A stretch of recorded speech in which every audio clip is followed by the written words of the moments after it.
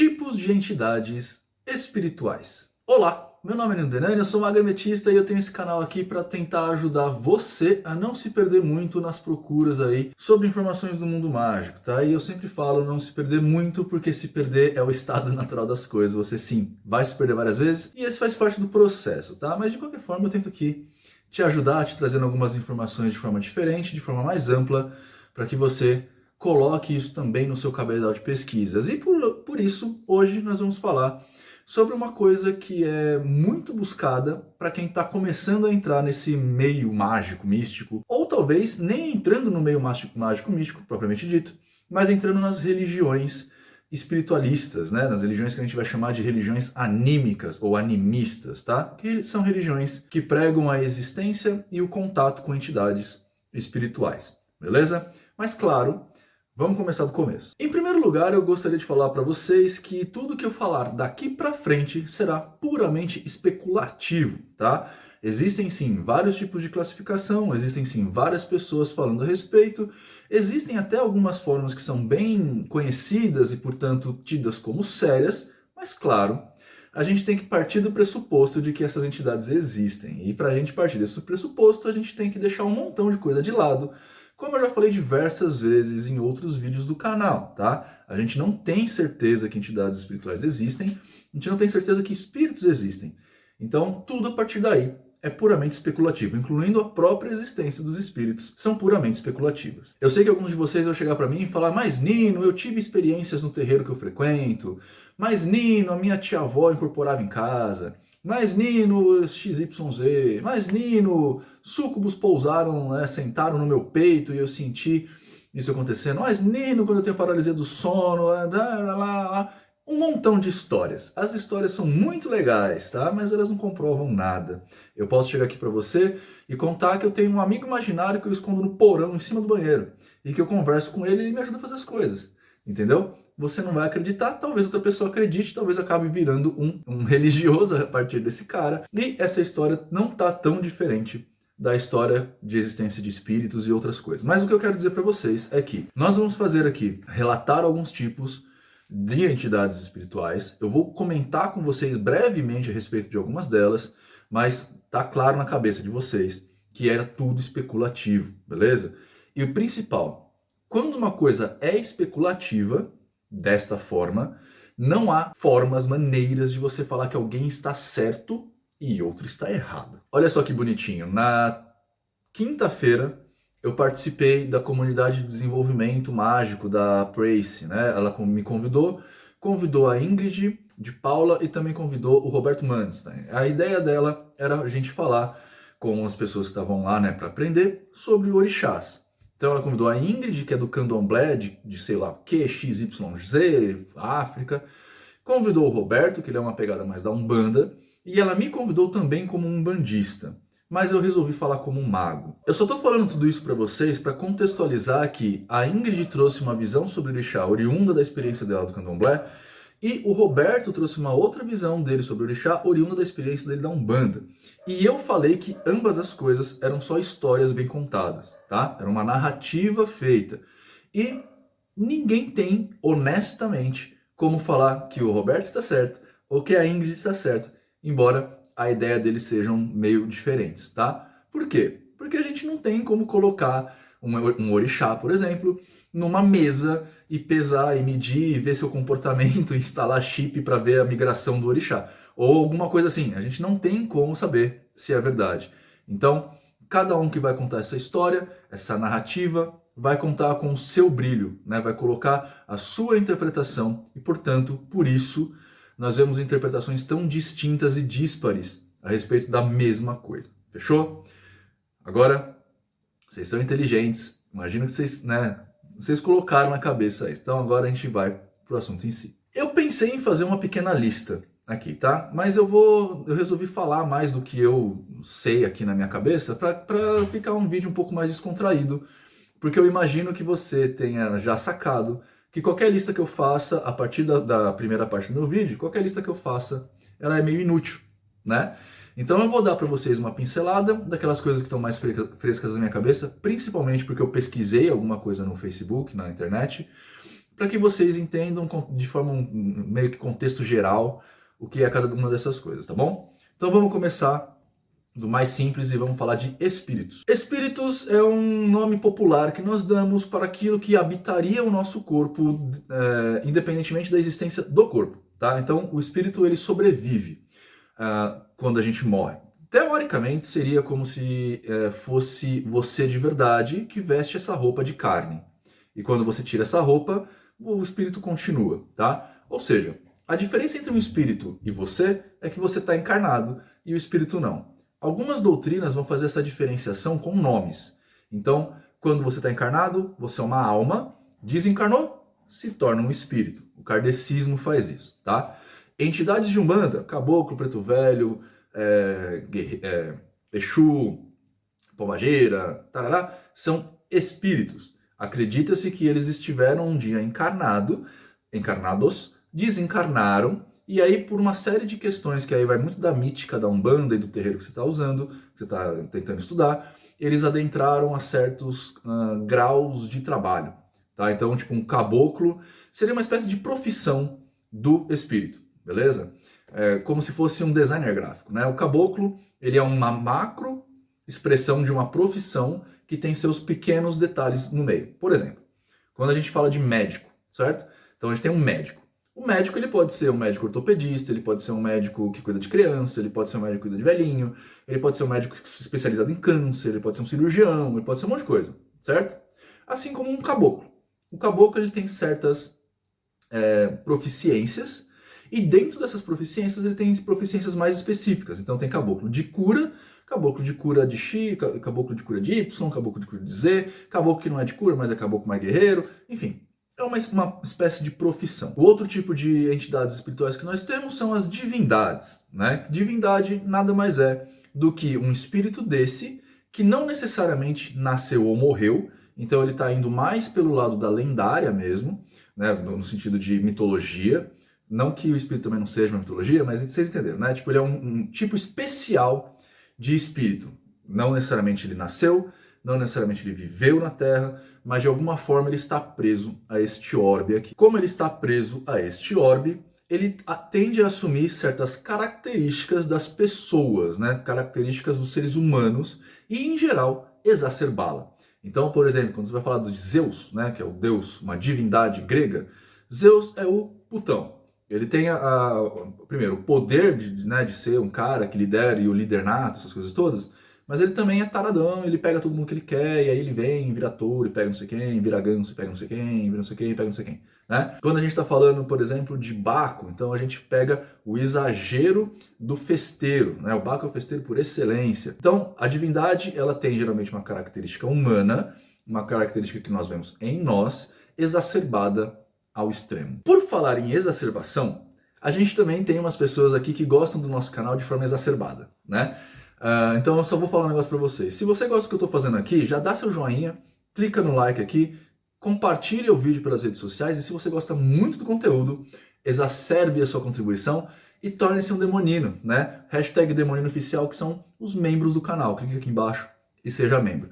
Você vai ajudar a gente monetariamente a fazer um conteúdo mais legal, mais cheio de informação, com mais carinho, com mais amor, porque eu vou ter mais tempo para fazer isso, dado que eu vou poder ganhar mais dinheiro com isso. É um tomar lá da cá, fechou? Então, além disso, você tem grupo de WhatsApp exclusivo e grupo no Discord exclusivo, onde vocês começam a fazer realmente parte de uma família, que são os demoninos, e aí vocês vão fazer parte da minha família também, beleza? Então, seja membro aqui do canal. Bom, já que eu estou fazendo também uma gradação, então, né, a gente tem lá os espíritos de uma categoria especial são as divindades de uma categoria especial é Deus, tá?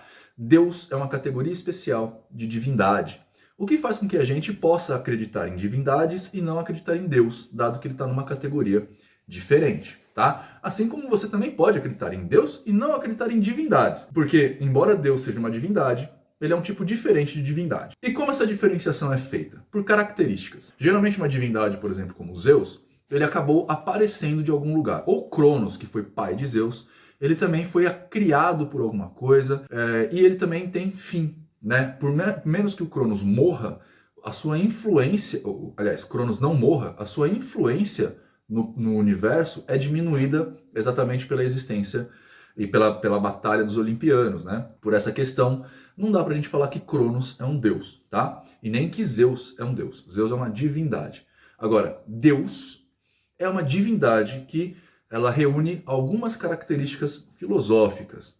Ela estava aqui desde sempre, né? Então ela é sempiterna.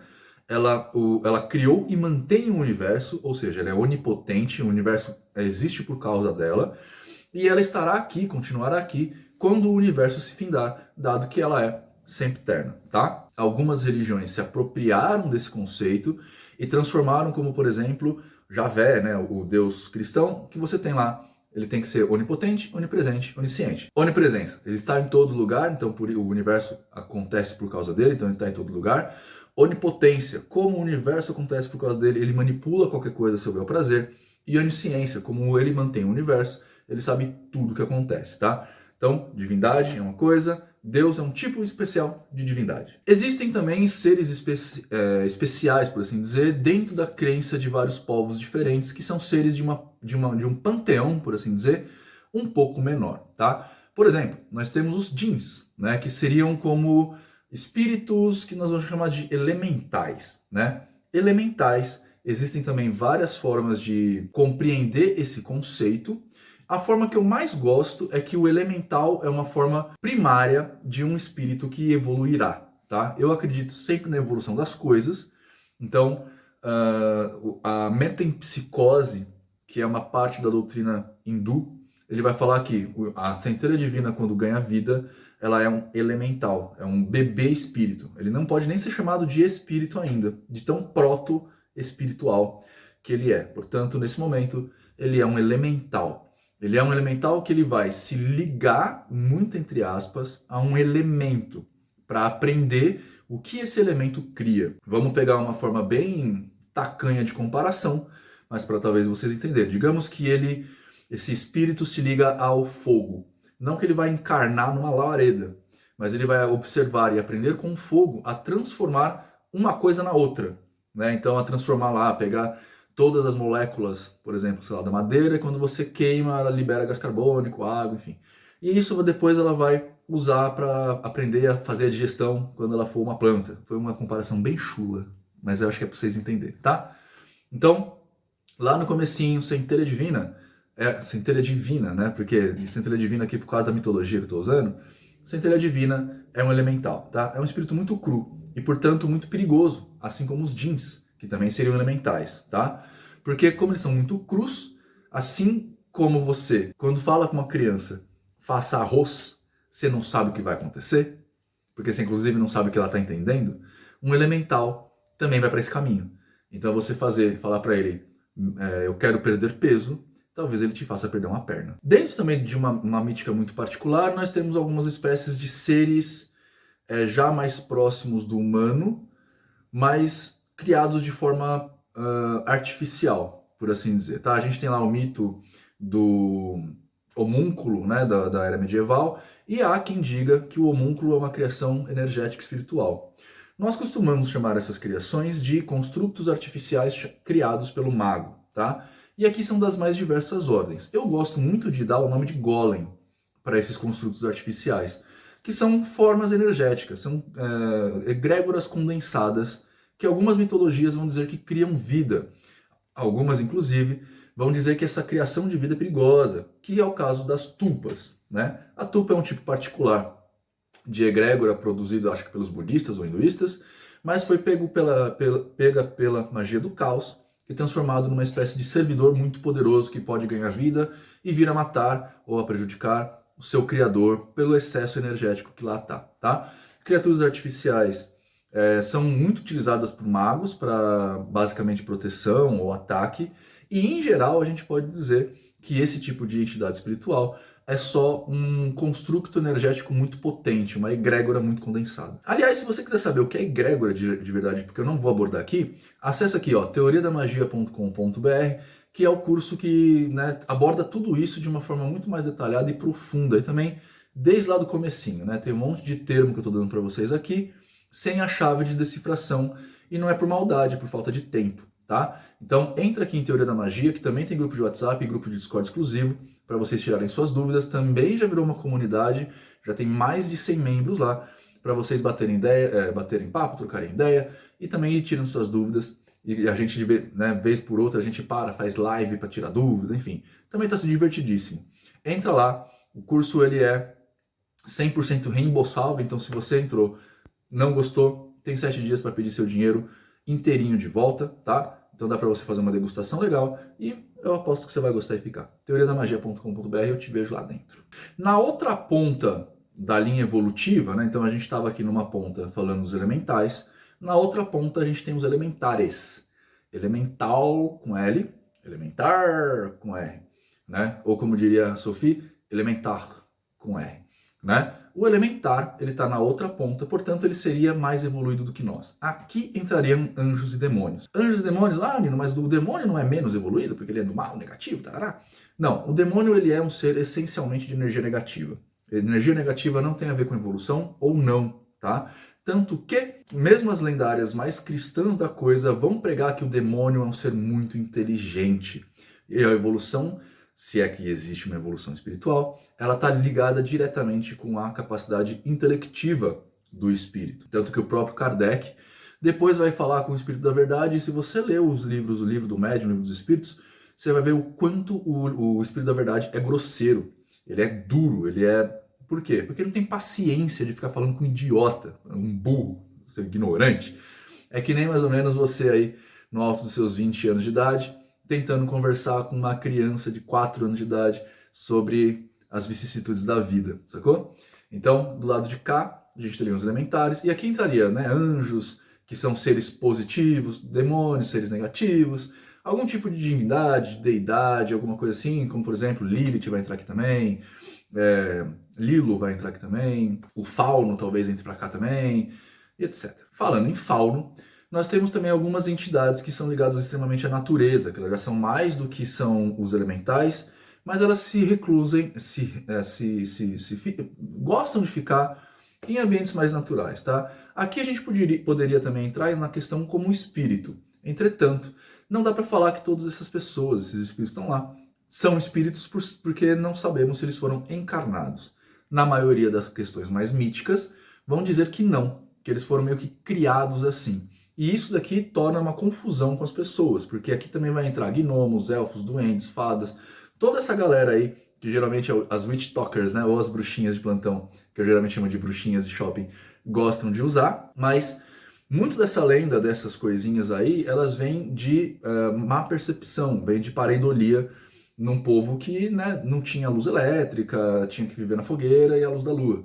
Essas criaturas, na maioria das vezes, são animaizinhos que passavam nas coisas ali e, né, mexia no mato. E como a gente não sabia explicar o que era, e a gente tem essa mania terrível de inventar coisa quando a gente não explica, acabou criando esses seres elementais, tá? A única diferença que eu queria abordar aqui com vocês é que eu tô falando de um monte de coisa aqui e vocês talvez falem assim, Nino, mas isso não existe. Você acabou de falar aí que isso daí talvez seja uma má interpretação das pessoas. E eu vou falar assim, como eu falei no começo do vídeo, né, que eu dei um disclaimerzinho, a gente não comprova nada disso, tá? Só que, para um mago, toda experiência é uma experiência válida, beleza? A gente se importa muito menos com a existência ou não de uma coisa do que o que essa coisa faz na pessoa. Ah, Nino, mas como ela faz se não existe? Ela faz porque você acredita que ela faz, entendeu? Então, assim, existe Deus? Todo mundo sabe que eu sou ateu. Existe Deus? Não existe. Mas se você é um evangélico, a sua vida é ditada pela sua crença nessa divindade. E é isso que importa para um mago, inclusive dentro de um rito. Fechou? Como pra gente é difícil saber se essas coisas existem, né? E na verdade tá mais para não do que para sim. E como eu falei para vocês, que o que depende dessas coisas é muito mais a forma como você interage com elas do que com ela em si que acontece a partir daqui, dessas confluências mais nominais que eu dei para vocês. Todo mundo que entra em contato com uma lenda conta ela do seu jeito. Então, não só uma questão de explicações diferentes, mas também uma questão de criação de novas coisas, como por exemplo os vampiros, né? O vampiro ele começou lá por causa da história do Vlad, né, que pegava as pessoas e diziam que ele se banhava em sangue, não sei o que lá. Depois teve outros serial killers que tomavam banho de sangue. Isso acabou virando uma história sobrenatural e cada povo conta a história do vampiro de uma forma muito particular até a gente chegar aos vampiros purpurinados do, né, do Edward e aquela galera toda lá. Não dá para falar que eles estão errados, porque isso é uma lendária. Como eu falei para vocês, a gente se importa mais com o que isso faz com a pessoa do que com o que é de verdade. Mas a gente acredita nisso? Eu não acredito, tá? Em grande parte disso, eu realmente não acredito. Muitas dessas coisas eu escolho acreditar porque faz sentido dentro do meu roteiro, dentro da minha narrativa do rito, beleza? Mas não quer dizer que eu acredite de fato, de verdade. Estraguei a experiência de todo mundo. Essa diferença de fala, a diferença de narrativa que eu tô contando para vocês aqui vai ser bastante abordada lá no Ocultaria, o evento que vai acontecer dia 18 e 19 de setembro via Zoom, tá? A gente tem pacote presencial, um pacote presencial aqui em São Paulo, que vai dar direito a uma mansão Ocultaria, que vai ter muita coisa legal, incluída por oferecimento, por ajuda aqui da Old Pony, que é a marca de hidromel que está patrocinando, está apoiando o evento, e é uma marca de hidromel muito bacana. O endereço dele está aqui embaixo se vocês quiserem, tá? Corre lá, dá uma olhada. Vai ser um montão de mago, bem mago mesmo, tá ligado? Falando sobre o despertar do Deus interior. E eu acho que vocês precisavam ver, tá? Então entra ocultaria.com.br, compra seu ingresso e eu te vejo lá em setembro também, beleza? A última coisa que eu queria dizer, que o vídeo até é enorme, é assim. Não sei se há. Quer dizer, existir existe, né? Existe a classificação conforme, tipo, espíritos malignos e espíritos não malignos, tá? Espíritos do bem. Só que eu não sei se isso faz muito sentido. A gente já conversou aqui um monte de vezes a respeito de o que é bem e o que é mal. Porque, por exemplo, quando você fala de demons da Goetia, e todo mundo identifica a figura do demon com os demônios cristãos, né? Mas quando você lê uma descrição de demon, você vê que, na verdade, ele te faz coisas legais. Eles te ensinam música. Eles te ajudam a achar um tesouro. Eles te ensinam línguas. Eles te ensinam a se portar perante a corte, pelo menos na descrição do Megaton. Então, por que ele seria mal fazendo isso? Entende que o quesito de bondade e maldade aqui é muito relativo?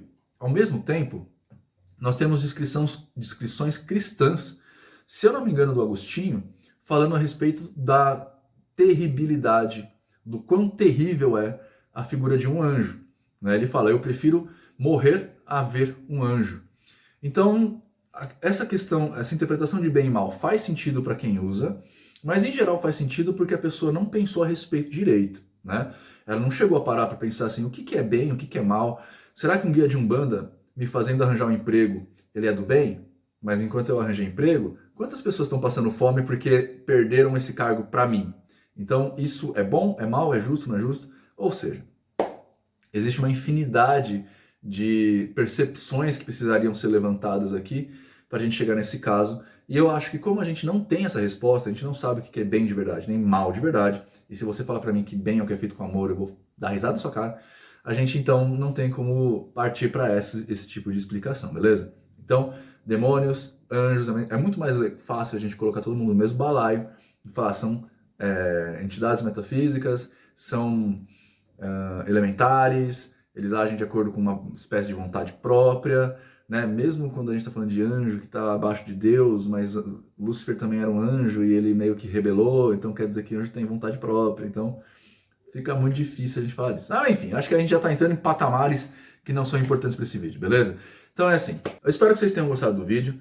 Se vocês gostaram, clique em joinha, se inscreve no canal. Se você está com alguma dúvida, coloca no campo de comentários pra gente, pra eu ver se eu faço outros vídeos, enfim, pra gente coletar temas também pra fazer, beleza?